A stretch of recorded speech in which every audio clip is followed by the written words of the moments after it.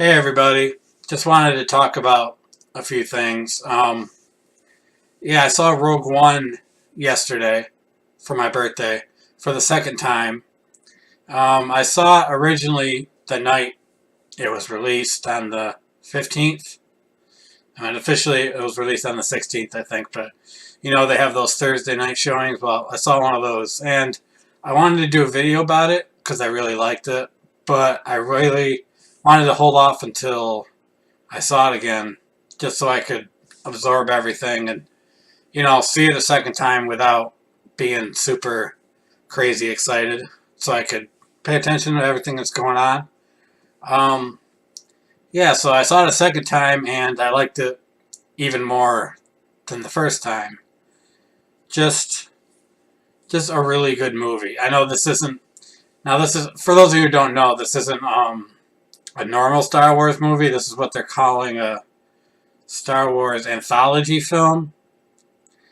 Um, yeah, it takes place outside of the saga, like episode 1, 2, 3, up through 7, however far they go. And so there's no opening crawl, so that's a little off-putting at first. Just says a long time ago in a galaxy far, far away, and it just goes right into the story. But I really like it. It's about, I mean, I'm sure most of you have seen the first Star Wars movie.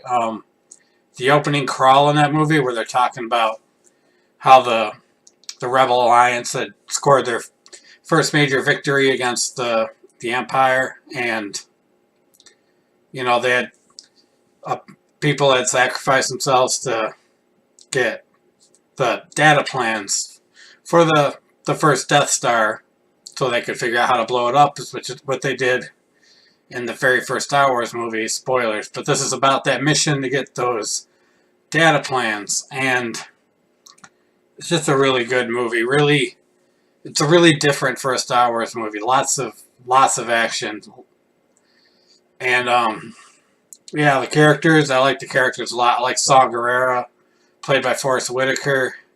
People are a little off-put by his voice, but not me. His voice didn't bother me. They had him in his characters in the Clone Wars cartoon. I think it was on Onderon. Correct me if I'm wrong. When Anakin and Ahsoka, or Anakin and Obi-Wan, or all three, I don't remember, went there and they trained the insurgents, I guess you would call them, on that planet, how to fight against the Confederacy. And one of them was Saw Gerrera and his sister. So it's kind of cool they have a character from the Clone Wars in this movie. And I thought he did a good job. He was definitely strange. I definitely got to read up on what happened to him between Clone Wars and this movie. I got the Catalyst book. I just got it, so I'm going to be reading that. I've heard there's a lot of stuff about. So it helps you understand what's going on in Rogue One more. Understand the characters. Jyn Erso, she was good. I found her probably the least interesting of the main characters in this movie. I liked her, but I just didn't think she was as interesting as the others. Even her father, played by Mads Mikkelsen, like, I might be a little biased when it comes to that because I'm a huge fan of the Hannibal TV series. He plays Hannibal Lecter in that. He plays Galen Erso in this movie, who's a Imperial scientist who's working to. He's pretty much forced to work on the Death Star, and instead of resisting, he decides, they're going to do this with or without me, so I'm going to do this. And the really cool thing is, they explain the weakness in the Death Star. People have been wondering for years why the Death Star has this weakness in it, this port that you can just shoot into and blow it up. But this explains why it's there. He decides, they're going to build the Death Star anyway. I'm going to help them out, but I'm being forced to anyway. But I'm going to put this weakness in it. I'm going to let the rebels know about it. And even though I'm helping them, I'm helping the rebels figure out how to blow it up. So that was really cool. They put that nitpick people have had for a long time to rest. Um, the blind guy, Chirrut Imwe, I think is his name.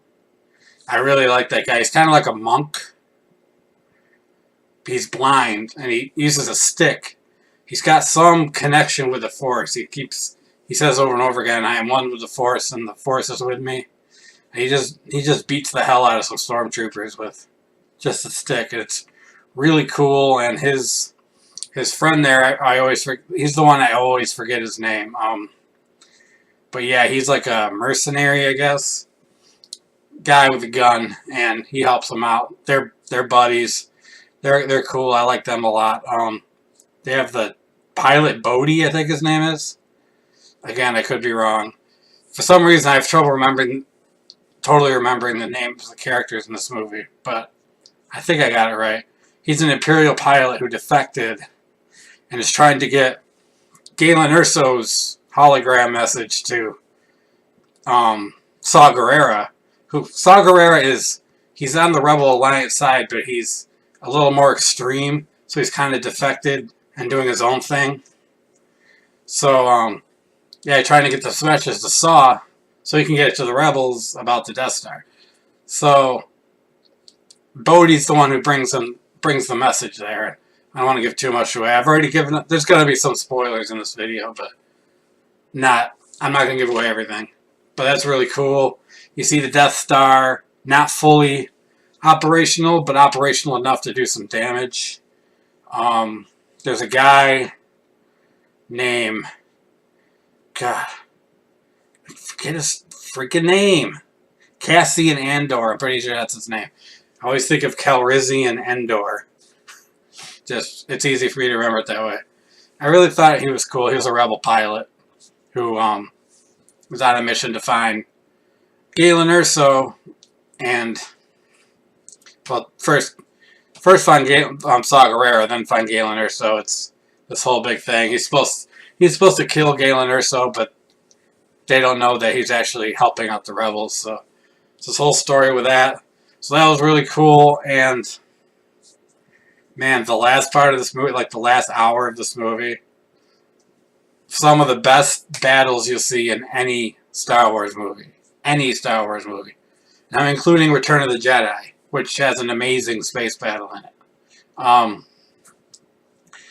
It's over this planet. Forgetting again. The name of the planet, but it's like a tropical planet. It's so great. The battles above that planet are amazing. The effects they show, and yeah, and Vader's in this movie. Not too much. He's in it just enough, I think. And there's a badass scene near the end with Vader. Something we've all wanted to see Vader do. That we haven't really seen him do in the movies, but man. It's a guy named Krennic, Director Krennic. He's a guy who's working on the Death Star and helps force Galen Erso to work on the Death Star. And he doesn't get along very well with Grand Moff Tarkin. And yes, Grand Moff Tarkin is in this movie. A CGI Grand Moff Tarkin. A pretty damn good CGI Grand Moff Tarkin. So I was wondering how they're going to do this story without, Tarkin. Because Peter Cushing is dead. And Tarkin's a really big part of the Death Star and how it was made. But yeah, so Krennic doesn't get along with him. He wants credit for the Death Star, and Tarkin's kind of taken away from it. Krennic goes and sees Vader about it, and Vader basically tells him, "I don't care." And Vader's really cool in this movie. Yeah, lots of cool shit going on. The hologram tells them to go to this planet. Tells them this planet has the data tapes to the Death Star. So they go back to the rebels and tell them, hey, we got to go to this place, get the data tapes. But the Death Star kind of wiped out the town where they saw the message, and they don't have the message anymore. So they don't have proof that this is what's going on. So the rebels don't. They decide not to, because they're scared of the Empire. They decide not to do this, send troops to this planet to get the data tapes. So, Jyn Erso and her group decide, well, we're going to do this on our own. And they go there, and war ensues with Star Destroyers in the air, and TIE fighters and AT-ATs on the ground and ATSTs. They're not actually called AT-ATs. I forgot. All-terrain I forgot. It's a slightly different name, a slightly different kind of walker, but they're awesome. And they have ATSTs too.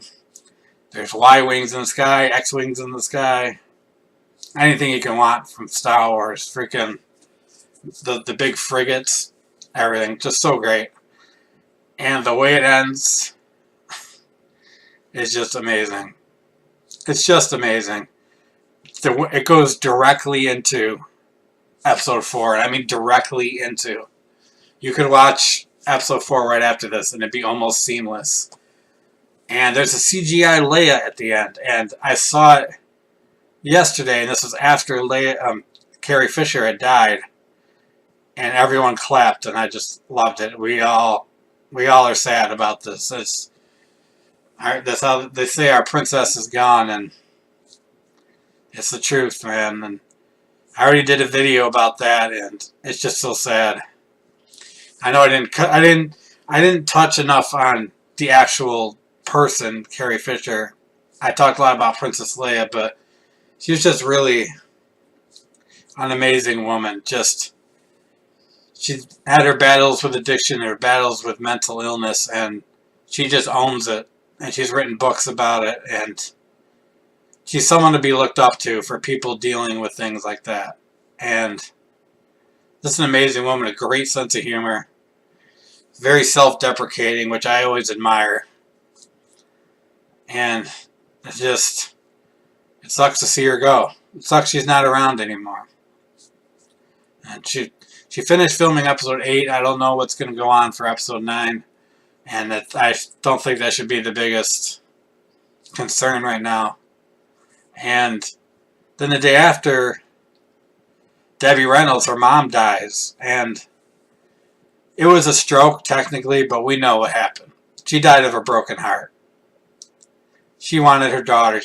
Her brother, Carrie Fisher's brother, said that right before her stroke, she was talking about how she misses her and wants to be with her. And she had a stroke and she died, and now she's with her the day after. It's just heartbreaking.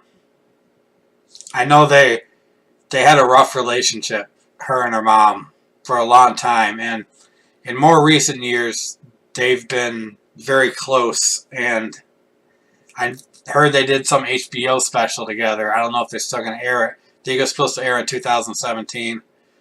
But just so sad. It's just this year will not end. It needs to. What's the 29th today? Got a couple more days. Just got to get through a couple more days without people dying. I'm worried. Stan Lee just turned 94 years old. I'm worried.